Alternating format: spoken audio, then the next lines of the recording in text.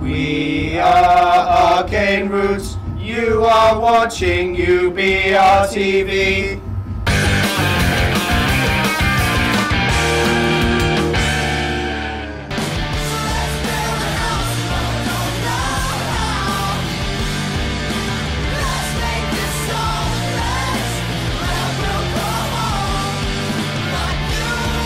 Me and Daryl met at college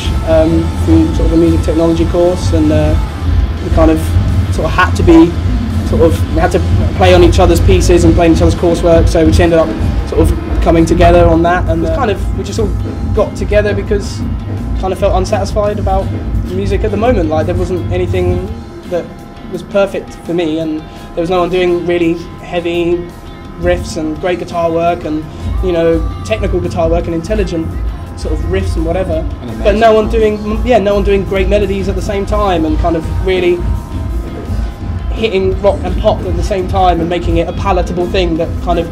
the way that like Rage Against the Machine can be played at a rave and no one blinks an eyelid. Everyone's just, that, of course, you know, that goes on, everyone gets down to it and it's like, hang on, that's really heavy, what are you doing? They know the words, they got to #1, you know,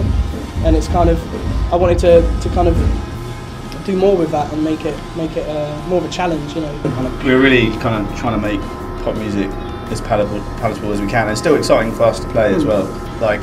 the hardest tune we've got sounds the simplest, is the way we've written it. We really enjoy appealing to everyone. We like to get nans and kids. The name Arcane Roots came around when basically, when we were kids, we wanted to have massive bands and have like 12 people in it, but 12 people are hard to, you know, get together in one place when you're like 14. We're like, well, let's start something, and we wrote a song in the first practice and it was kind of cool, and so we were like, well, how could we describe it, and we're kind of looking for names and what have you, and sort of Arcane is kind of known by a few, and Roots were kind of like, well, there's loads of little bits of everything in the songs, and, you know, there's loads of different genres in there. Hi, we're Arcane Roots, and this is us playing at the City Showcase at the Van Store.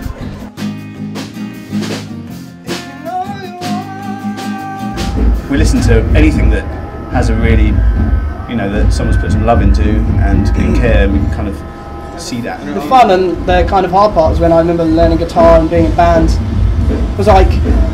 how do I go about like not sounding like people I really like, because I love them as well. I love Fall of Troy and stuff like that, and I was like, well, so I used to like go back and look at their influences, and like King Crimson and Van der Graaf Generator,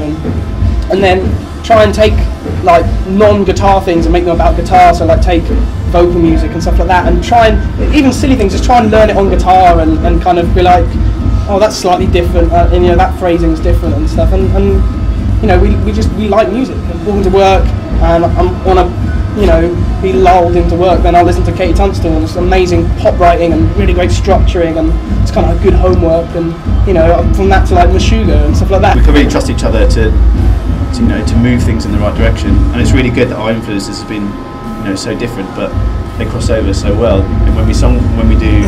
songwriting, it really benefits from the fact that we're all really different, but we understand each other. I've got this cool riff, I'm really excited about showing it to the guys. In my head I've got the drums and bass already going, and I play it to them and they start playing something different. I'm like, cool, like, oh, really, isn't it kind of, can it be more like,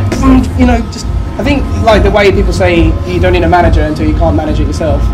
I think it's important for bands, and it's something that we've been really lucky that kind of been forced into doing, and sort of picked up bits along the way, is that I think you need to be out there going, this is what we're going to do, and if people get along on the way,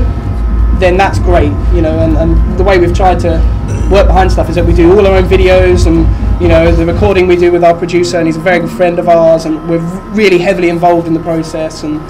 we kind of do everything ourselves. That was the main thing, and I think that's what bands should be about, is learning more about the industry and stuff, because then you can be clever about that. You know, you don't want to take something you've tried really hard on and then give it to someone who might not have been trying as hard as you. I think it's really important to get feedback from the industry, because it's really easy to stay in your own bubble and not have kind of perspective about what you're doing. It's really important for people who have worked with bands, you know, to give you advice and stuff, but I wouldn't say, I wouldn't take it as gospel. Find people who are really passionate about what they're doing and really care about